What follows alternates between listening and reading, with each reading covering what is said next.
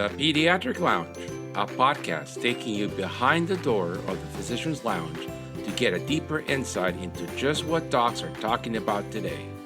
From the clinically profound to the wonderfully routine and everything in between.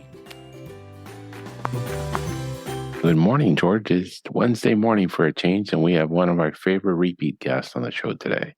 Yeah, we have Hart from PCC, Physicians Computer Company, and he's going to have a very interesting topic of discussion. The topic is called, Is a Pediatric Private Practice Still Worth Buying? Thank you, Chip, for coming and joining us. Thanks for having me back. You know that we always have interesting discussions, if nothing else. Yeah, and very long. Glad to be here. Hey, Chip, can you change the name to the company to Pediatric Computer Company so I stop putting it wrong everywhere? I think it used to be called that, right, Chip? No, Herb, I want you to sit down when I tell you this. You ready? You want to know what the original name of our company was? No. The People's Computer Company. Oh, yes. I remember. Because we were incorporated. All right, just don't cry, but we were incorporated the same week, basically, that Bernie Sanders won his first mayoral campaign here. And we needed a fast name. And all the joking aside or whatever, that was actually very intentional because part of the goal at the time was to put humanity back into software. Keep in mind, this is the 80s. So it's not like today where it's really inhumane. It was just, but no. So our corporate filings, I think, are as People's Computer Company, DBA Physicians Computer Company. Yeah, I remember that. But how is it in Vermont? Vermont's good. I just got back from PMI, which was, I don't know how. Seriously, the energy was great. You guys know what it's like. You're up at dawn and you're out till 2 and you're talking the whole time and engaging. And I had some great conversations. I'll tell you, there are a couple of really big highlights of the event. But I think a very subtle highlight of the event was the half-day pre-con relating to DPC, direct care, concierge, and people were talking about that the whole time. I don't know if you've got people on your schedule to talk about that topic, but you might want to bring some people in. Yeah. All right. Drew's great. I think Drew's been on the show a couple of times. Yeah. He was one of the speakers. Kelly Parker Mello, Suzanne Madden. I can't remember who else, I'm sorry, but that was a big conversation for folks. George is not a fan of DPC. He doesn't think it works. I have a lot to say about that, but that's not our topic today. Nah, we'll do that another time. Yeah. So what's going on in the pediatric private practice world? Anything cool or distressing? I don't want to cost you future guests or sponsors, but you two know this. The boogeyman in this business right now is private equity, and they are causing trouble. And I am not going to go into details because of what I believe will be soon pending lawsuits, not by us, but just by other people. Some of the stuff is starting to unravel. Now, I'm not so naive to think that it's all going to unravel and things are going to go back to the way they were. It's not. It's just that the PE people have run out of places to spend their money, so they've shown up where we are. I will say this: one of the vendors at PMI, because the PE guys were all over PMI. One of the vendors was the first one I ever heard to sit straight up to tell the truth at the beginning. I had two clients or two people I know. One was a client, one wasn't. Tell me they went to talk to the guy at the booth, and he said, "Our goal is to buy and network as many pediatric practices as possible, and then in 7 years, sell them to an insurance company." Wow. It's like, oh, you said the quiet part out loud. You're not supposed to tell people that. And so I like it, in my semi-libertarian worldview, you know what? At least he's honest. He's telling you what the plan is. And if you don't have a succession plan, your only options are to close the practice or sell to the hospital, who you know is going to suck. Take the money from these guys. At least it's one of the things I don't like about PE is just that it's painting a picture of nirvana over here when that's really that's not their goal. Their goal is private equity firms. Their goal is not to help children. Their goal is not to take care of kids. Their goal is to make money. And I have a problem with that. So great, but just be honest about it. Yeah, sorry. So what is the problem with private equity? I know, first of all, they're focused only on making money. Mm-hmm. But there's nothing wrong with making money. No margins, no mission. But when your purpose is to make money, and everything else is subservient to that, in healthcare, that is not a good solution for society. Look, much smarter people than the three of us have had long debates about this, about the present corporatization of many different industries. What we're talking about now, we're asking the question, what's wrong with private equity?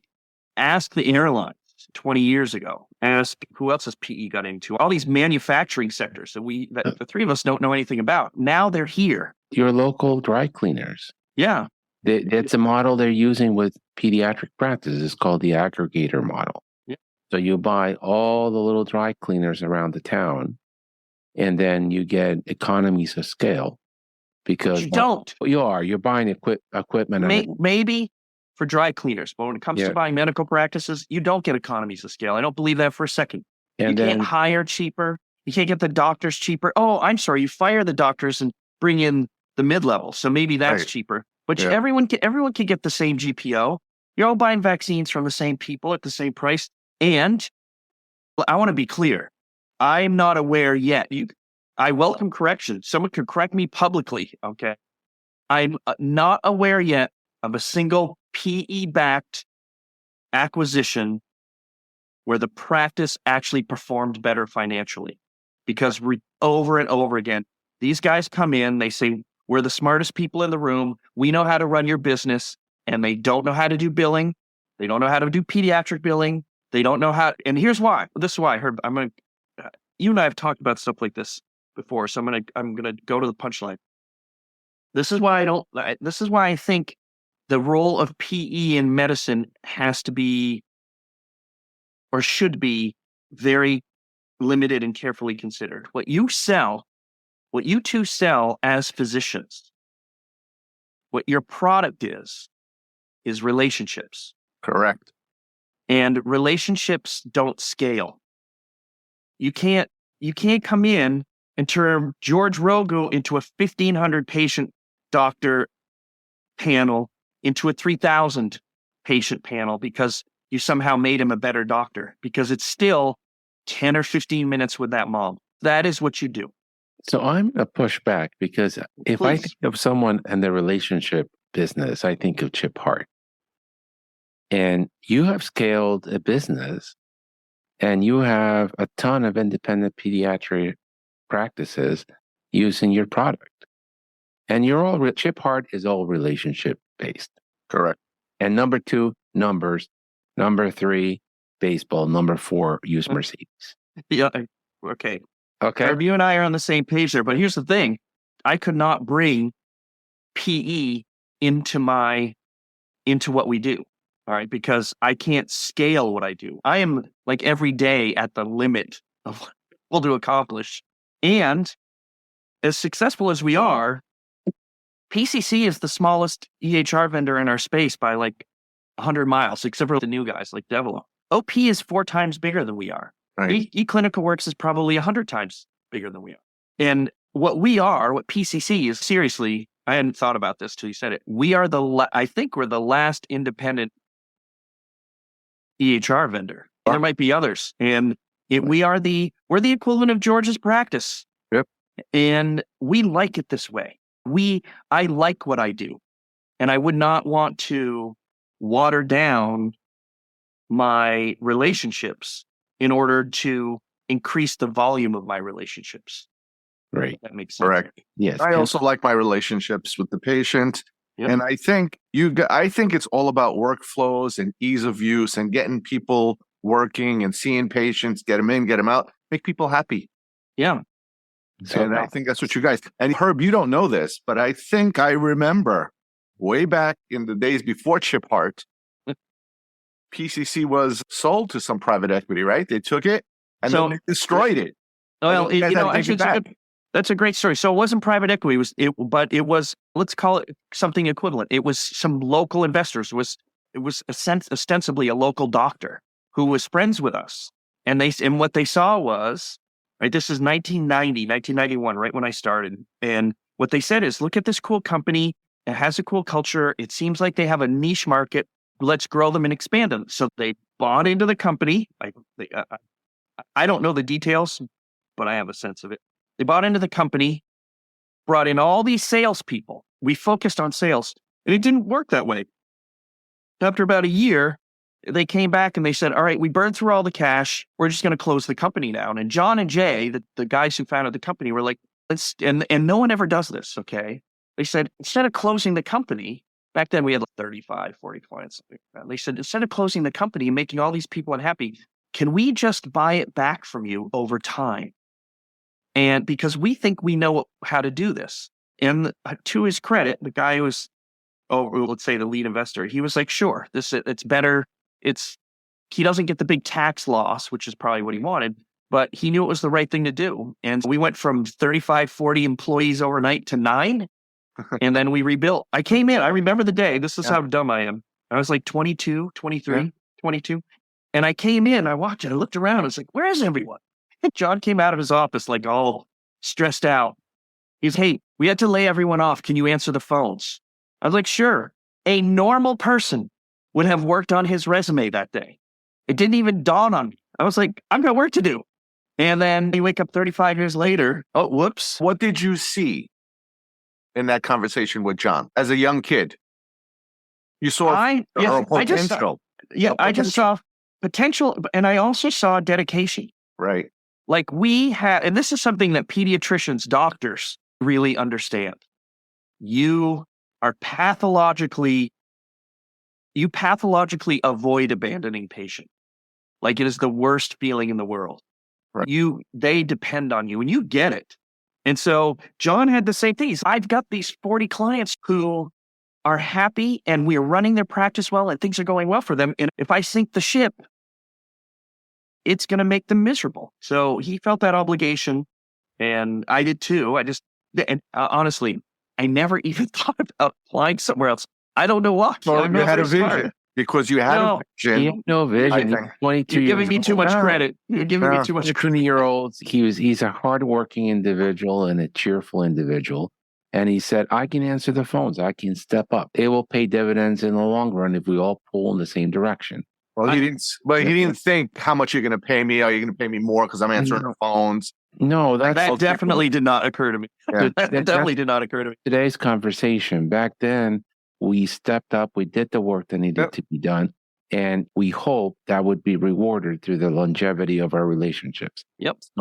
So number 3 on private equity is, I do think that the bigger the group, there are some cost savings. There are additional costs because of all the regulation and human resources and vice president of this and vice president of that.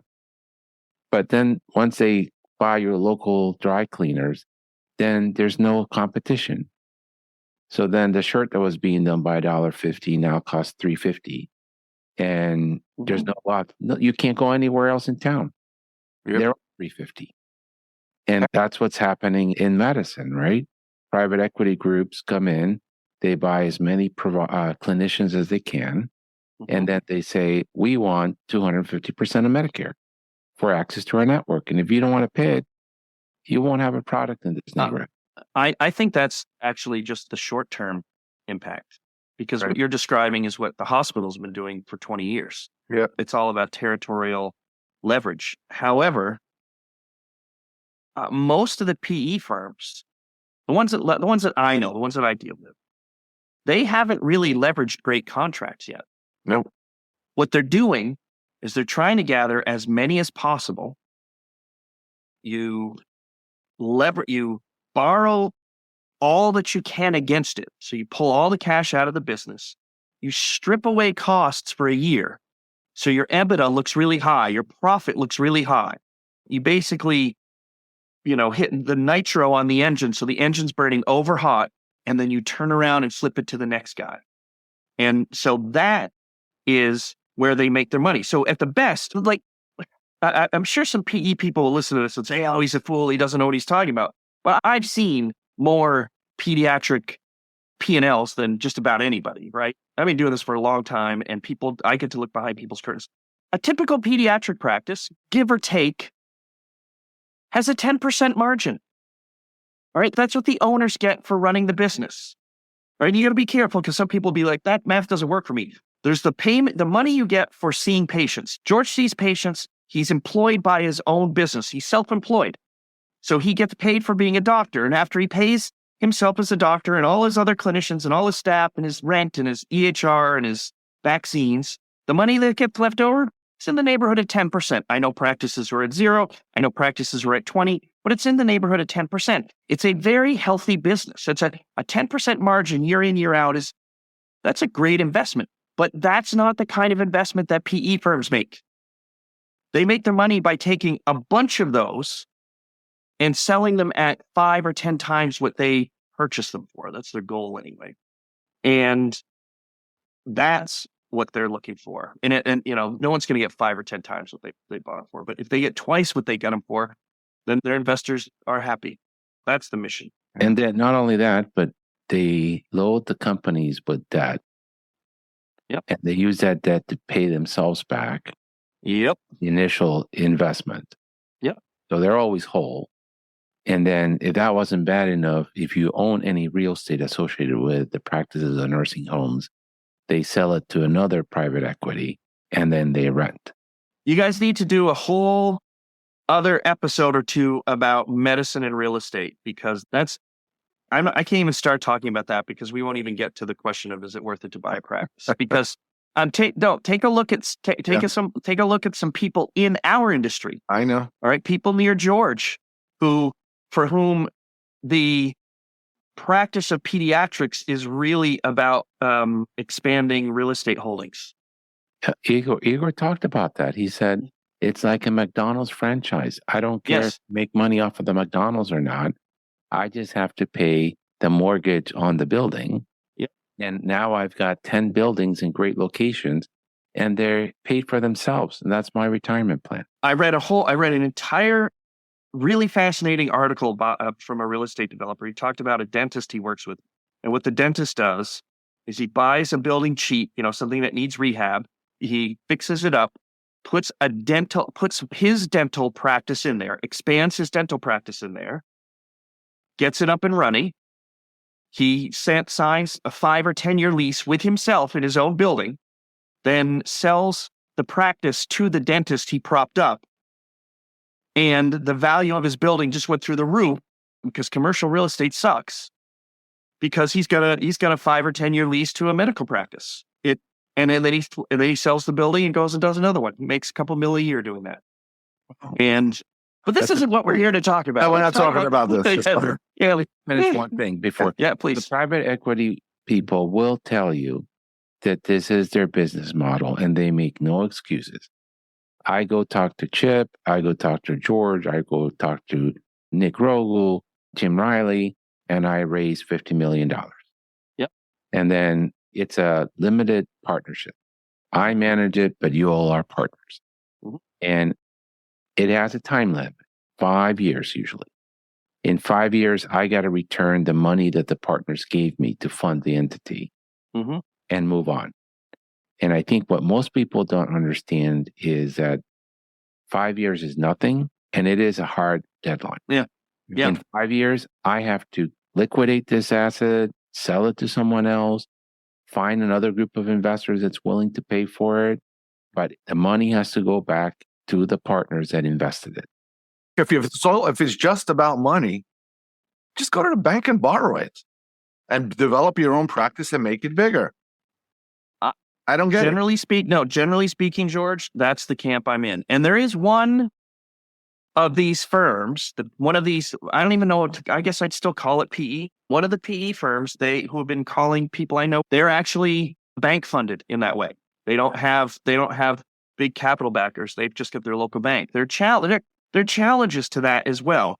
I am a very small thinker, and I work with people. I'm related to investment bankers. My brother's a big investment banker, and the way that his brain works and people he works with works, they're always thinking about bigger, better, expanding. And I'm always worried about the fundamentals. How did you do in that exam room? How did that mom walk out of your office feeling? That's the thing that I think about. And it's just because of the way I'm wired. I'm not nice. I'm not special. I'm not cheesy. Like, I miss opportunities all the time because I'm like, is this going to screw up the people who actually have to do the work? Right. And I think most pediatricians think in a similar fashion. Right. Yeah. But if you're going to take a 5-year investment, Yep. and pediatrics is a relationship-based business that is 20 to 30 years, Yep. it's not a good match. Yep. Right. One is dating, the other one wants to be married and see their grandchildren in their retirement home. Yep. That doesn't work. Yeah, I guess private equity is like today's young adults hookups. Yeah. It is. Actually, It's a short-term relationship. And someone at PCC, we had 20 people at PMI because we send as much staff as we can so they can learn and interact and everything. And they all send logs. They all send notes back to the office because it's part of our culture. You tell everyone what you saw, what you did. And one of the people made that exact analogy. They said, these people are like Tinder. Yeah. And occasionally you end up with an STD. Of course, yeah. But all these things, mergers, hospital systems buying, I've seen That's not why you went to med school. I've seen that before. And what happens? Just like with PCC, somebody took it over, they mismanaged it, destroyed it, and then they give it back to the docs. Here, take it. Yep. Oh, if you're lucky, that's what happens. I've seen the hospitals give it back. Oh, yeah, but it's also there are places where the hospitals just close. Yeah. And now this is happening in so many places. You guys don't see it because you're in particularly urban areas. But in the rest of the country, you now have places where it's still many hours to the closest children's hospital and sometimes hours to the closest hospital. And too many places where there isn't even a pediatrician. And that's horrible. Well, let's move on. Let's stop at private equity. We're getting off the track. To that point, it used to be rural communities that suffer from lack of access and the urban poor. Now it's everybody. Yeah. So just in the Washington, D.C. metro area, Prince George's County, which is in the Maryland side, has an average or median income per family $90,000. 30% of people are college educated. 8 out of 10 women who are pregnant leave the county to deliver. Yep. And their mortality rate for children and mothers is something like 10 times the national average. Yep. They had to find that they've had. You and I know this. You and I know this from Scott Krugman. Scott Krugman's stories about them eliminating children's beds in Baltimore. In Baltimore is crazy. Well, they just closed I've been going to this one hospital for my entire career. They just closed them. They have a beautiful maternity ward, but they're just closing it. They had an NICU maternity ward, surgeries, and they're just closing it because they don't have enough gynecologists. And I went to the CEO and said, why don't you just find a laborist to help the few gynecologists that are left? I told them rocket science. Oh, we can't do that. I think they wanted the space for more. But George, that's exactly what they wanted. This is about the money. So hospitals are the devil, guys. Yeah. And in DC, it's the same thing. Whole side of DC has no maternity care. And people scratch their heads and say, how can that be? And I have an answer for you. It's called Medicaid. Yes. When 50% of the kids are on Medicaid and 40% of pregnant moms are on Medicaid, and they pay $5,000 per delivery, no hospital can provide the care with that at that price range. And you're not going to attract pediatricians or obstetricians to come work for $45 a visit in a neighborhood that's not exactly safe, and it's an hour away from your nice neighborhood where you're living because you got a little bit of money and you don't want to be in the middle of the bad neighborhood. Right.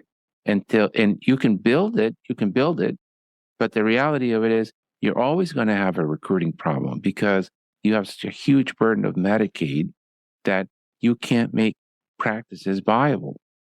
Right. And that's something you can say that hospitals are evil, yes, but who funds Medicaid? They're just as evil. Yeah, I'm just going to say things are changing in the Medicaid world. I think they're trying to get better, at least in New York. I'm also going to say that one of the things, Herb, just using your broad example, I think one of the fundamental issues is that it's not simply about absolute funding. Can a hospital survive getting paid $2,500 for a birth? It's that at $2,500 or $5,000, that procedure is generates relatively less money than all of these other adult procedures. Correct. So the fact of the matter is, Can a hospital survive at $2,500 a visit? Yeah, I bet it can. And guess what happens? They eliminate all kinds of like middle management things and all this stuff, all this nonsense to manage community health and all. Of course, a hospital can do this but it just means you have to scale it back down instead of saying how, are we gonna be in 50 locations in our town? Did we build all this real estate because we were trying to push the other hospital out? Wow. Every human organization, hospitals, the Boy Scouts, churches, universities, every single government party, once they get to a point where their mission is no longer important, it's the survival of the entity itself. And we've all heard plenty of times, if it's good for the hospital, it's good for the community. We got to do this because if it harms the hospital, our community is harmed. And that is not logical. There's a point at which the entity itself is not looking out for the people it serves. It looks out for itself. Yeah, but I think these entities, they claim that they save money on healthcare. I think it's all a farce. Look at private equity went into airlines, right? Yeah. Remember, you used to go down to Florida for $200 on time. Now you can't go to Florida but for $600, and you're probably late most of the time. You can't find flights. It's like crazy. Look what private equity did to the airlines. Yeah, that's. We could talk about that for hours. So, all right, now look. Ask me the question I'm here to answer. Listen, the question is: you guys are very depressing. If I was a young physician, I'd want to go and do something else, not medicine. And I feel bad for the kids that I teach in the medical school. Now, the question is: if you're a pediatric residency graduate coming out now, how do you decide? Do you go into employment? Do you join an independent practice that's a little bit bigger? Or do you just go and put up a shingle and say the doctor is open? I have so much to say about this. I'll be succinct. Go ahead, quick. All right. And I get PCC. We get so many of these practices. I teach classes to residency programs. I hear about this all the time. This is what I'll tell you. First of all, the hospitals do almost zero preparation. Most of them do zero preparation for graduating physicians, residency programs. They don't teach them about business. In fact, they routinely tell them that you can't go into independent practice. I have had residency programs say, hey, your talk is great, but can you take out the slide about opening a practice? Literally, I've had people say that. My broad advice is most physicians coming out of residency are not educated enough about running a business to successfully open a business. It's like our company has worked with dozens of practices over the last few years who really struggle because they've come out of residency fresh new and they open a practice and they don't have enough capital, enough support, a business plan. They just envision being a small town doctor and what color the waiting room looks like, and they haven't actually done the business. However, I have worked with an increasing number of physicians who come out of residency. They all have debt. Everyone owes money when they come out of residency. And they go and work for someone else for 2, 3, 4, 5 years to understand how a practice flows, to understand who do I need to hire and for what positions and where those conversations or, what it can look like. And they pay down their debt, they build up a little capital, and then they go open a practice. And to me, that model generally makes sense. Like I'm happy with that. And I recommend now, I used to recommend for my clients who are looking for doctors, I used to recommend, go grab them fresh out of residency. And you still can, you should. But look at your local big employers and try to hire the ones that have been in the business for 2, 3, 4 years. Bring them into independent practice. I see that a lot. So I hope that makes sense. Yeah. Well, nobody's going to lend you the money to start a practice when you have no equity. So only if your dad is or mom is a orthopedic surgeon or a dermatologist or radiologist that can buy you a new practice and set you off in the good path. I think it can still happen. Stop being a negative Nancy Herb. That's true. You go to the bank, your MD is worth something. Go to the bank. You've never borrowed from the bank for a startup business. I have. You can. They don't like to borrow against assets. That's why they're a bank. They're borrowing against your MD because they know you probably. I will say the truth is somewhere in between. Because this is what you just described, her, is exactly what Katrina Skinner did.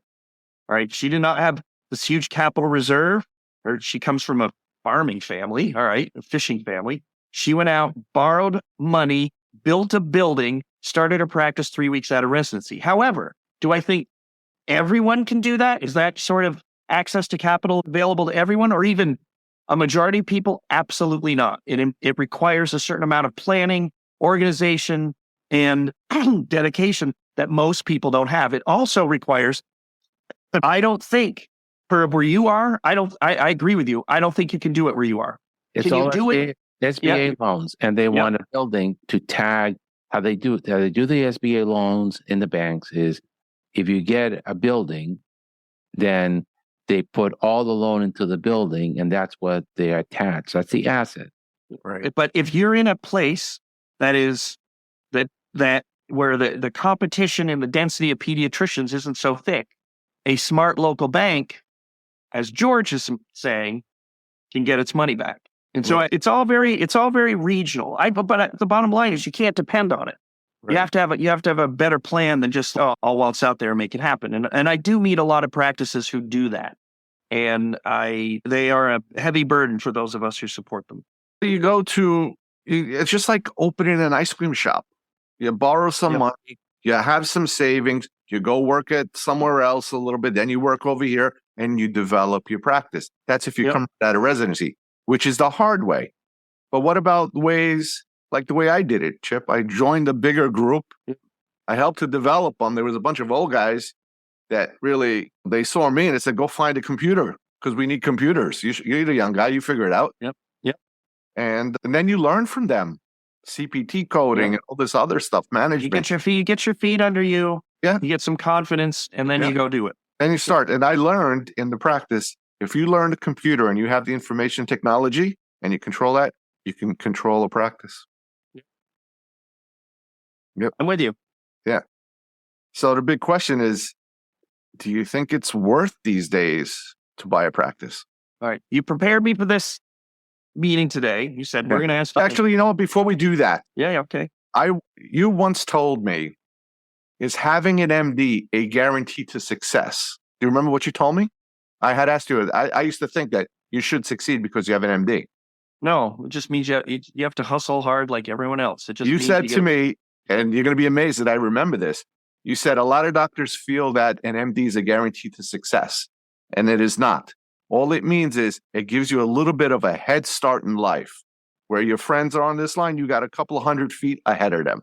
And if you're smart enough to go faster, you'll succeed. If you start on the same line, then they'll catch up to you and beat you. Yeah. I still feel that way.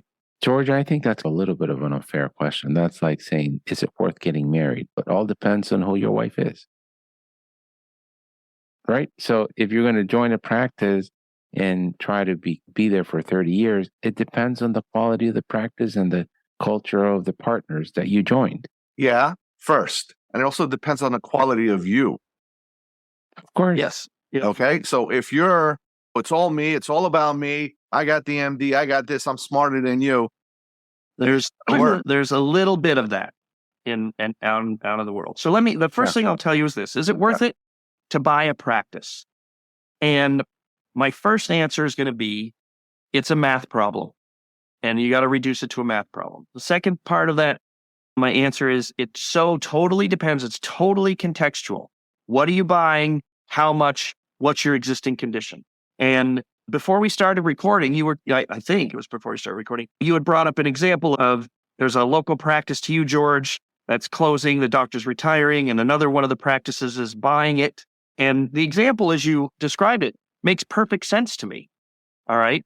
There are other times, of course, when it doesn't make sense, because what you're getting is maybe not a practice you want to be associated with. The practice might have what I call toxic assets, which is usually 25 years worth of charts that could send you to jail. And sometimes, oh my gosh, I know some horrible stories about people who purchased practices who shouldn't have, because they paid 2, 5, 10 times more than they should have, number one. And number two, if they hadn't paid anything, they were going to get all the patients anyway. All right. But It depends. It depends. That's the argument that a lot of physicians will say. Herb, you're retiring. You don't have a younger associate that's going to take over the practice. You're next door to me. Where do you think those patients are going to go? Why would I give you a dime? Right. That is the case in some instances. But you can also, what I would say is, if you have waited until, the last 6 months of your career to figure out how to transition and have a succession plan, you've already failed. You should be looking out and say, okay, I've got maybe 3 years left of practice. That's when you should be approaching other practices and say, I'd like you to take over my practice, because it doesn't have to be like, oh, I'm going to get a check for $1 million. It's not going to be that high. If it's one of the PE firms, okay? But if you're going to get a check, but to be clear though, George, a lot of people think that's what they're going to get.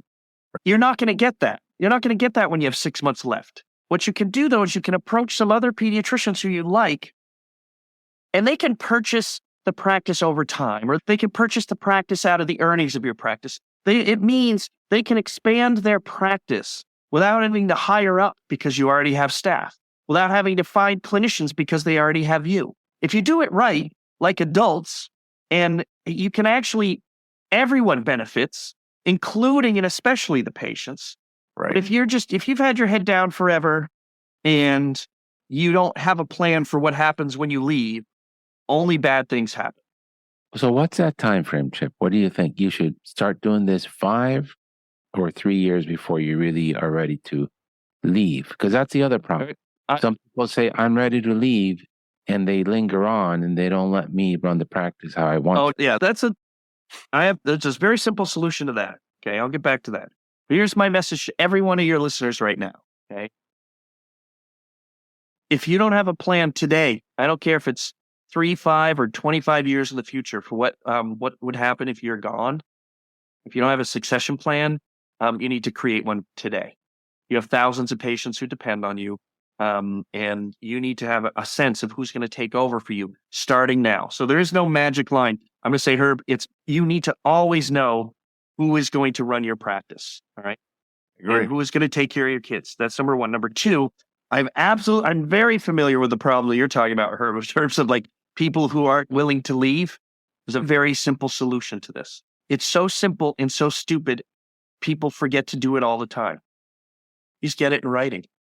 Like it's so stupid, but I've worked with so many practices. He just said he'll practice for another 6 months. And it's 2 years later. I'm like, what happened? He was like, they didn't want to leave. I said that when he said he wants to leave in 6 months, you sign an agreement.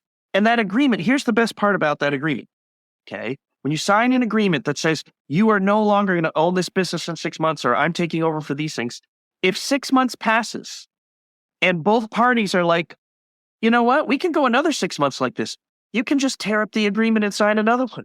Right? Like it's not the only permanent answer. You're not deciding on the rest of your lives. You're just agreeing that unless you both agree, this is what's going to agree to do otherwise. This is what's going to happen. And just get it in writing. It solves all the problems. I have a slide in one of my slide decks it's one of the decks about working with people. And it's a picture from The Godfather. And it just says, the very famous quote, it's not personal, it's just business. Yeah. And when you can, I actually have found over the years that when you approach a business relationship as a business and keep the friendship separate, it's much more effective. Because I can talk to you two and say, yes, no, I don't like this, in terms of on a business level. You guys want to do this? We can have that conversation. And then when that conversation's over, we can go back to saying, hey, how are you? What's going on? What do you think about this? You have to keep those things separate. When you get your feelings in the way of your business, bad things happen. Yeah. And it's hard because pediatricians are almost all empaths. Like it's like part of your nature and your business. You feel for other people and you're not good at the business. In my world, we already took over 2 practices over the span of my career. Yep. First one, we went to take it over. We brought in we had PCC at that time, just PCC, no EHRs, with just the paper world. So it was much easier. So we brought over a whole lot of technology. I remember that. Had a younger physician that could keep the name going, and we kept the older guy, but he had a stroke and he just stayed in. He really didn't do much. But the second round with Dr. Raymond's practice, that one was great because the next question, community engagements and relationships. This physician was so well known everywhere. And all I needed from him was to be happy and go around, hey, we're working with RBK now. These are good people. Carry on. Right? So we kept him happy. We got him, he couldn't work with the EHRs. So we got him a scribe. We paid him well, and he would come to work. He would bang out patients. He was happy. He's still on our website. He hasn't been working since before COVID, but he's still part of the team because I think he needs in his head to belong. Right. But he was loyal to us. We paid him well, and we exchanged some money, and it was great. But you can't get rid of him right away. And then he also served as a role as a mentor, because he was one of those old school gentleman doctors.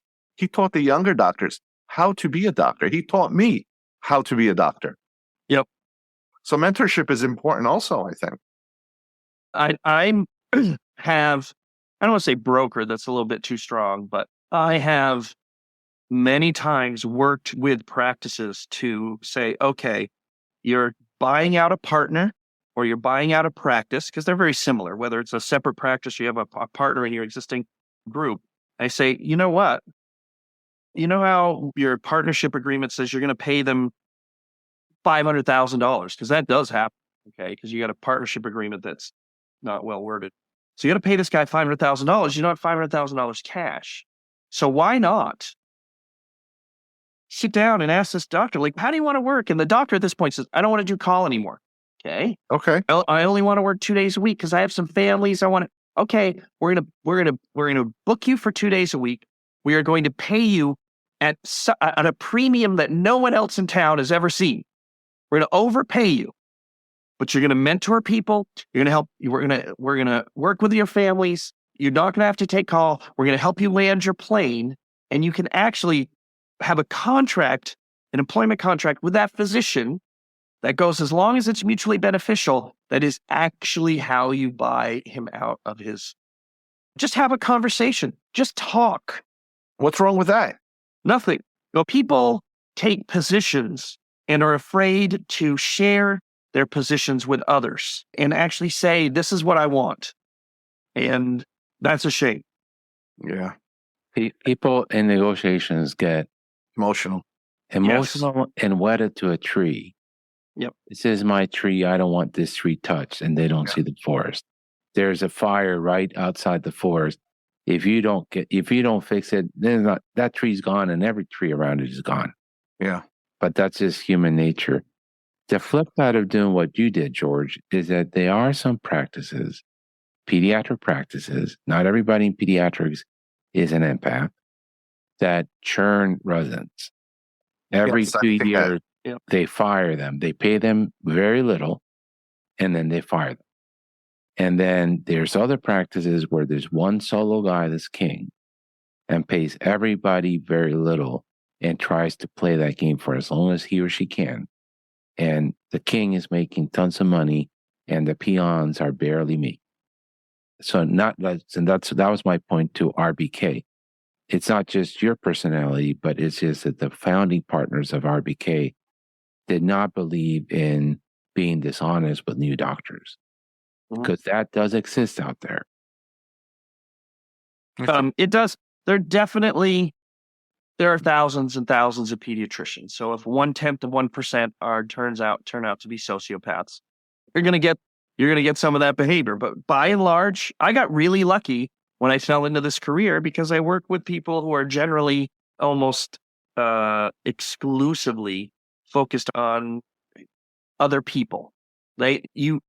As a group, routinely, you do what's good for the kids first. And that makes it really easy for me to do my job because I don't second guess my clients in terms of what they're trying to do. Are they trying to zap me? We all know that if I were working for hospitals or pick another profession, I hate to say this, my wife will kill me, but attorneys, I'd always have to be rechecking the contract. Like, did I just sign something that means I'm now on the hook for the rest of my life? With pediatricians, you don't. There's a consensus about this is the right way to behave, and this is the right way to transact your business. We're all in it to take care of the kids. So once you get that in your head, the rest is easy. Now, before we spoke, and I've heard this many times, when you're buying a practice, you're not buying it used to be that you would buy the medical charts, and it'll be a factor of times how many charts, and that's your number. Yep. I've heard that there's no value in charts or patient rosters or so forth because they belong to the insurance companies. I think that's wrong, because we've done this where you're buying the practice, the guy's a consultant and he's working for you. You write to the insurance company, this doctor is now employed under this tax ID number, working at this address under us. All of those patients now flip over to the new entity. So you just got all the patients. So It does have a value, I think. But I think, George, to Chip's point is these are all math problems. Yeah. Yeah. There's a lot of math problems in this whole thing. Yeah, there's a lot. Who knew? Yeah. When you were in school and your teacher said you're going to use this math when you get older, you're like, no, I'm not. Yeah, So you are. When I started, I did residence in 89, and when I started practice in 92, practice valuation was a dollar amount per chart the practice had. The building, because almost everybody owned their suite, the cost of the depreciated equipment in the office, and a factor of the account receivables, plus a goodwill for the good reputation of the practice. And that's how you paid for a practice back then. Yep. Today, the math number, and Chip knows it much better than I do, and so does Polly, none of that is taken into account. What is taken into account is what is your margin, and in how many years do I expect to have that money returned to me? That's what the factor is. If your margin is 10% on a $10 million practice, that's $1 million. And as an investor, am I willing to put in $3 million? That means that in 3 years, the money's going to come back to me, or 5 years. So that's a factor, the PE. And so that's how they value the practices now. So whether you have the charts or not, they're not putting that in the math equation. It's not right or wrong. It's just what math you're using.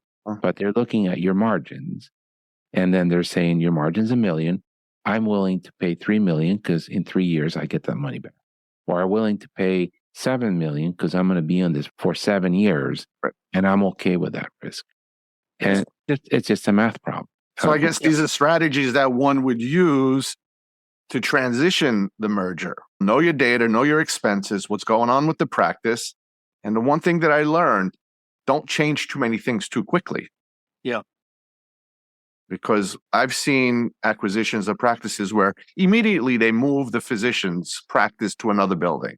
Yeah. Because they want to disconnect the physician from the building to ultimately get rid of the physician. Yep.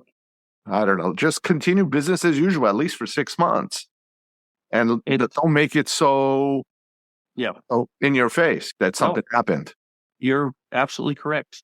To your point about know your numbers, and Chip, you can tell me because you have more experience than I do, of course. But the number one thing that physician practices do wrong is their revenue cycle management. I have to think about it, but certainly it's definitely among the top. Is it the worst thing? It might be. It might be. I hadn't thought of that. You're asking me a complicated question. It's not a bad answer to the question. I will say that. And there's an opportunity if you're an investor and you know what you're doing to come in there and see a practice that has days in AR or 60 or 90. And they're heavy on 99212s. But the doctor's loved. He's loved. He's been doing it for 30 years. Yep. As an investor, I can say, oh man, I could buy PCC software and I could get that days in AR to 15. And I could change the billing to 99213s and 99214s, which is actually appropriate, and make sure all the ASQ 3s are being done as they're supposed to be done. Yeah. I can get that revenue for this practice at 600,000 to $1 million, and I pocket the difference. That's another way of looking at it. Yeah, but I think only a physician can look at it that way. No, This guy doesn't know. Chip can do it better than I can because Chip is he's been in the business so long that he knows these things. But just the guy off the street that is PE'd for engineering, they don't know these things. It's almost embarrassing how bad these firms are at running these businesses. I've seen with my own eyes what they do to the RCM model after they buy them. And I'm like, and I've approached some of them. I've even said, hey guys, I can fix you. You're never gonna use PCC. Fine. Okay. But I can actually make every one of your practices more money than they make right now. I am sure. It's very, and I'm just shrugging, like they don't care. That's not their thing. They don't Anyway, people are crazy. Yeah, but I don't think, Herb, is as simple as just numbers. Buying a practice has numbers. Yes, it's number one and very important. There's some psychology to it, and there's some emotion. There's too much emotion sometimes because you remember you're buying it from this physician that did this for 30 years. It's his baby. Yeah, you want to make the baby grow. So of course, but they don't see the emotion. They destroy the emotion. No. Yes, they do. No. Listen to any realtor, and your dad was in the real estate business. Yeah, medicine is not real estate. It is, George. Well, people don't buy houses; they buy homes. Right. That's the emotion. But at the end of the day, I may fall in love with a beautiful condo in Miami Beach, 4 bedrooms, oceanfront, and it's $5.5 million with $2,000 a month HOA. The bank is not going to lend me the money. They don't care about my emotions. So there's 2 components to any deal. Right. The home you fall in love. Does it appraise for what the market in that neighborhood is? And can you pay the debt that the bank's going to lend you? Yeah. And that is the same in a pediatric practice. There is the emotion of all this work that someone put throughout their whole career, the love that his patients have for him or her, and there is how much of a margin he's making. Because he might have just been seeing 10 patients a day for the last 5 years because he's 80 years old. He didn't need the money. Right. But if you cater to all those 3 domains, that's your recipe for success, not just money. Do good medicine, the money will follow. I agree with that. And also, we should add, who's buying up all the single-family homes around the country? Developing. Renting them. So anyway, all right. I have another question. How important do you think is technology? Should you buy a practice that has great electronic records and billing and all that kind of stuff? Or no, buy paper charts? I don't think what matters is that you have your house in order. You need your EHR to fit your workflow and your patient communication needs and your RCM, and you take the other practice and bring it into your fold. You can't trying to buy up is not something I've ever seen that works. No, it doesn't work. Chip, do you have a number off the top of your head of what it costs per clinician to convert a paper chart office in today's environment into a regular office? It's a lot of work. Yeah, it's a lot of work, but it's not that bad, actually. And there aren't a lot of paper practices left. There are some, and we love it when we get a paper practice because it gives a practice a chance to reset, clean things up, get things cleaned up and nice and neat. And it's a lot better than making a conversion from another EHR, especially a cloud EHR, because most of the time you're not getting the data, or you're not getting the data in a timely basis. With the paper charts, all the data is right there on the shelf. It might take some time to input some vitals or whatever, but that's better than a vendor saying, yeah, we need $50,000 and we're going to give it to you in all one gross lump sum 6 weeks after you go online. That doesn't work. So in any event, I don't think the cost of doing it is that much. Let's just say you have 10,000 charts. You can pay high school kids to scan everything and put them in buckets. And so you can pay $5,000, $10,000 to scan those charts. And there are companies, I don't know what they charge, $5 a chart, $10 a chart. There are companies who'll just scan everything and sort it for you. We don't recommend that, but that can happen, and it's not that hard. Converting people from other EHRs, especially cloud-based EHRs where the practice is unable to extract their own data, that's the biggest challenge.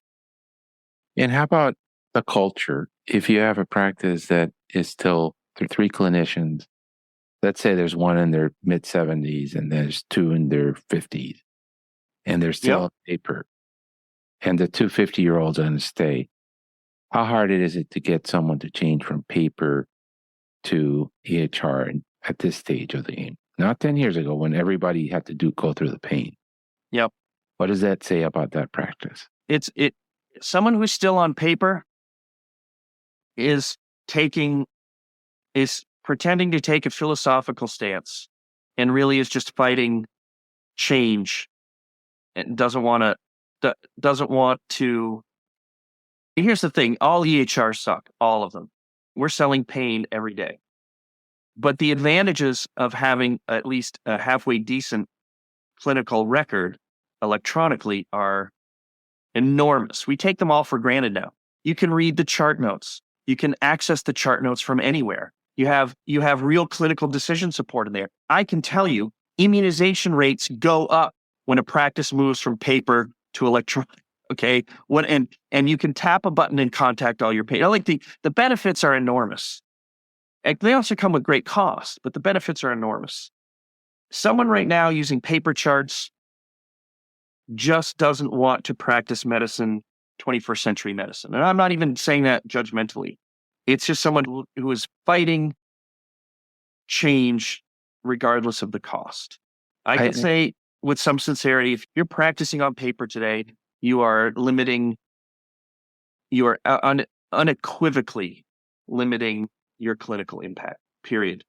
Someone might say, but oh no, I'm the best clinician. I'm great in the exam room. That might be, but you can't practically generate a list of all the kids who need their HPV shot. Oh, but all of my kids have the HPV shot. Okay, swell. So let's say you got a bad batch and you need to recall them all, or you're doing it for the flu, or you're going to get everyone for their flu, or now HPV has gone from the 12-year-olds to 9-year-olds. How do you do that? I'm just picking one thing. How do you do that? You're right. To me, though, Chip, although I'm fascinated and I'm happy that we agree that EHRs stink. Yep. Yeah. But to me, it's a culture problem. What's our friend in Chicago with Salute Pediatrics? I just blanked out on his name. Brandon Betancourt? Right. Medicine, and particularly when you're talking about pediatrics, is a rapidly changing business. Yep. And no other reason that then the parents keep getting younger and I keep getting older. Oh, yeah. Yeah.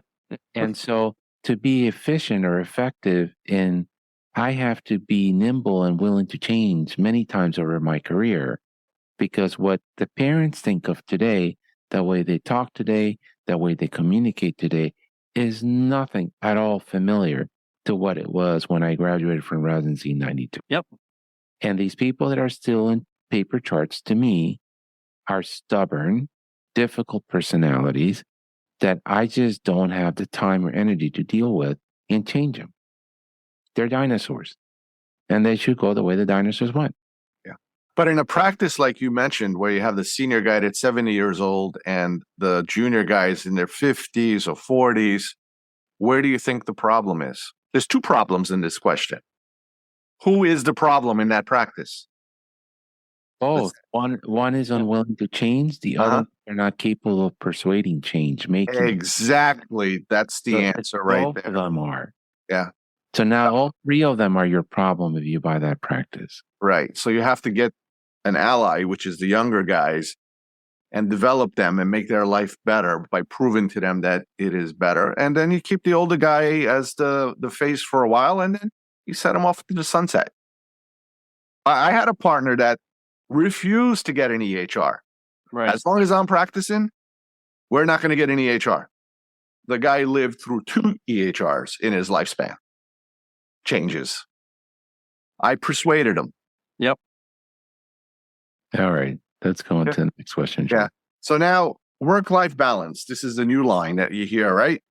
Yep. How does that factor into the decision of joining a hospital, joining an existing practice, or owning your own building, your own shop? What do you mean? If you want to open up your own shop, work-life balance doesn't balance because you got to open up, you got to be there. Whereas if you go work for the man, work-life balance is good. I don't want to come to work. Somebody else will come to work. I'm going to tell you, I don't agree, believe it or not. Two things. Number one, I'd like to know in what other profession work-life balance exists. Like everyone in the United States is crazy. All right.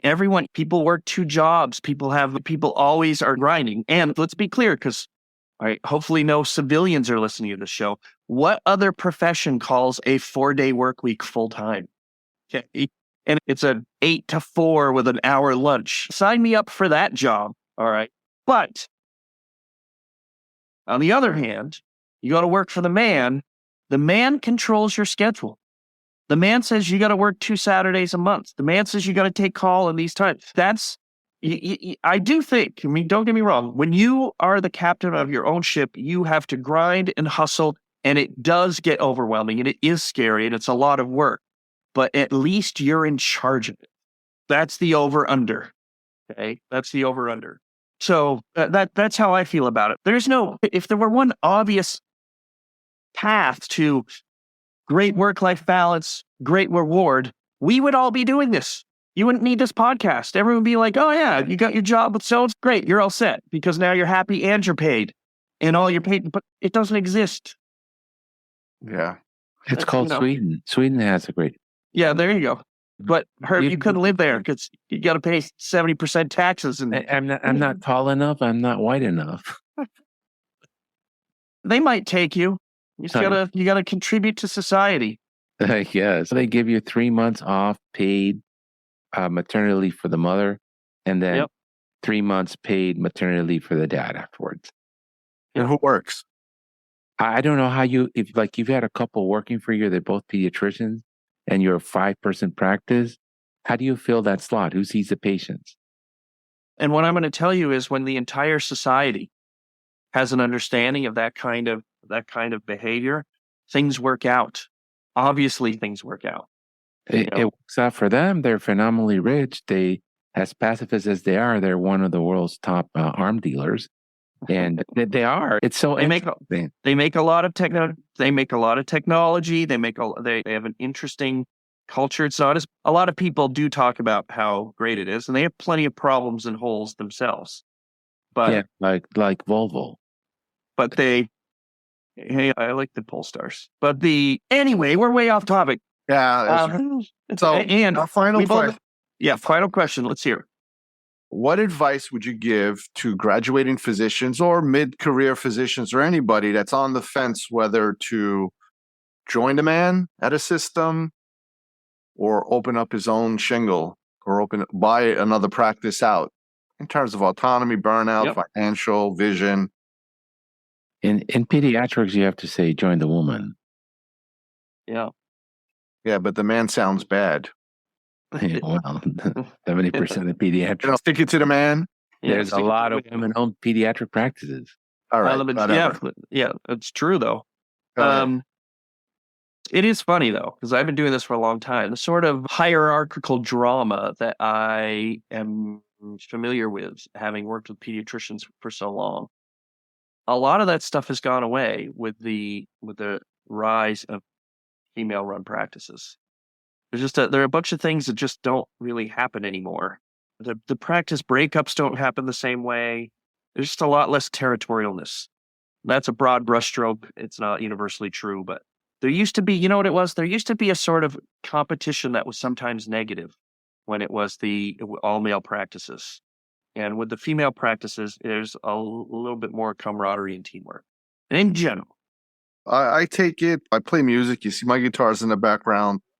The Beatles, when they were the Beatles, they were great, right? Together. Yep. When it was John and Paul and Ringo and George, they were just okay. Mm-hmm. So isn't it better to keep the Beatles going? Yeah, but it's different. Taylor Swift's on her own. She's doing great. She has a huge team that no one sees. Yes. Of course. Yeah. That's true of anybody who's successful. There's a huge team behind them making things happen. You're just the front person. Yep. So what the real question though, Chip, is independent pediatric practice viable? A new pediatric practice? No, in general. All of as long as people keep having kids, pediatricians will be fine.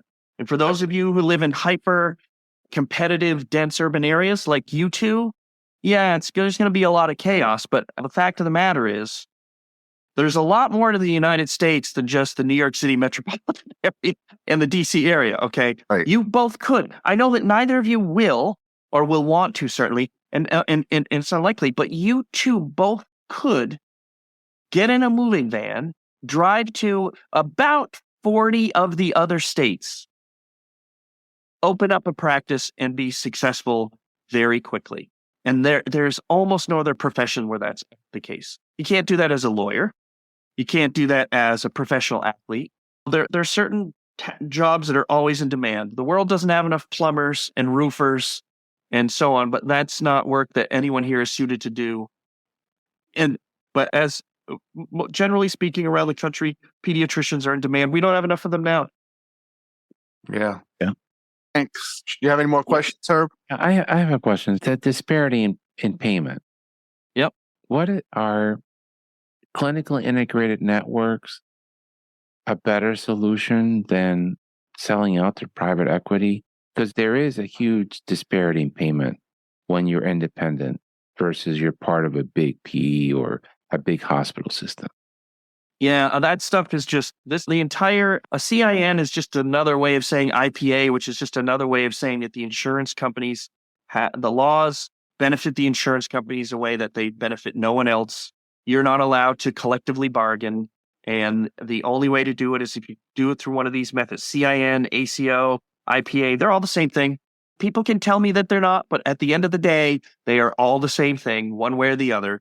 And it's bad when the ACOs and IPAs and CINs, they start acting like insurance companies themselves.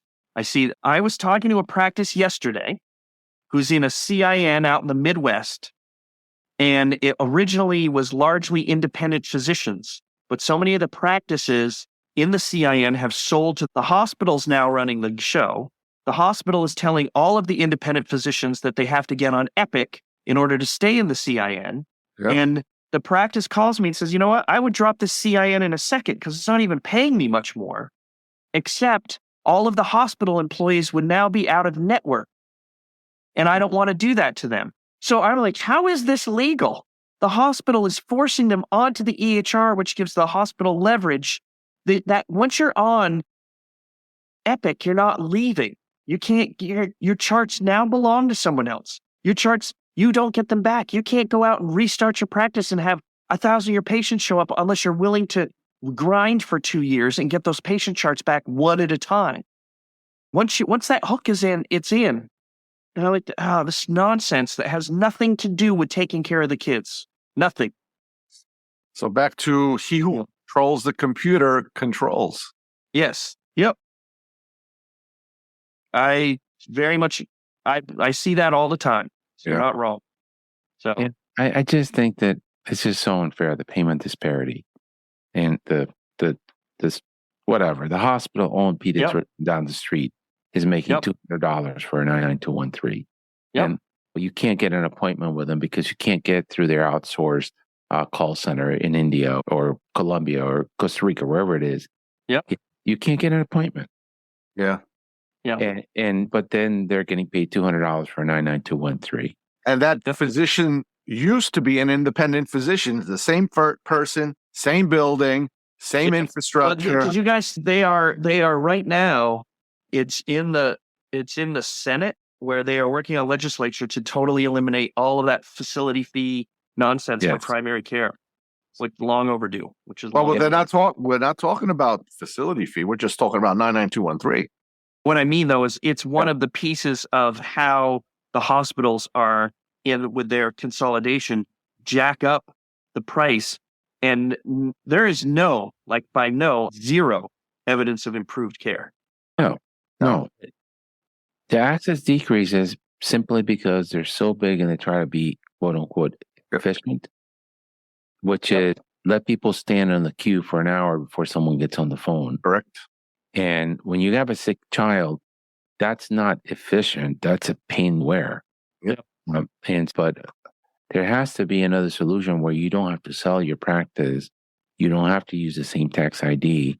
You don't run afoul of the laws that don't allow us to bargain as all pediatricians. To balance out the payment disparity, which is just destroying the community. Right. The fact that you can actually negotiate a different fee from an insurance company is somewhat criminal in its own way. That they have the monopoly on knowing what people are being paid, and you have no control. You don't even know if you don't even know if you are being paid fairly. I'm not articulating this well, but it's crazy that this is even an issue at all. You know what I mean? You know what's crazier? You and I have talked about this. There's only about 5 major healthcare plans left in the U.S. Yep. You want one of the major 5 charging companies like PCC or IPK, Igor's practice, $37,000 a year to insure a family of 3. It's crazy. They turn around and they pay the independent pediatrician Medicaid Less than rate schedule for office visits and well child, and they pay less than CDC for the vaccines. Yep. And then with a smile, they say, you shouldn't be making money in vaccines. Then send them to me. Right. Send them to me, buy a refrigerator, you take over doing the temperature control in the refrigerator, you pay me rent for the space the refrigerator uses. If your patients don't want the vaccine and it goes to waste, it's your problem. And it's like, how can you be charging $38,000 for a person's health insurance and then paying the primary care physicians that take care of them the same as Medicaid? Ridiculous. Yeah. Dishonest. Herb, you just opened up a whole new hour-long conversation about medical cartels. That's a teaser. We'll leave it for another time, but that's a teaser. What are your thoughts on medical cartels, Chip? That's the next. Well, yeah, you know how I feel about it. All right, I need to go. All right, and you guys need to go. But thank you. I appreciate it. Good luck. I got to go to the office and work today and save the world one kid at a time. That's how you do it. I appreciate it. All right. Chip, stay well. Right. Bye. Thank you for listening. This has been a production of the Pediatric Lounge. On the show notes, you will find links to our co-host and other important notes, as well as a timetable of the topics discussed today. Don't forget to follow us on social media and subscribe to wherever you listen to your podcast. Leave us a great review, as it helps us greatly. In the meantime, we will see you next week. The Pediatric Lounge. The conversations are not intended as medical advice, and the opinions expressed are solely those of the host and the guest.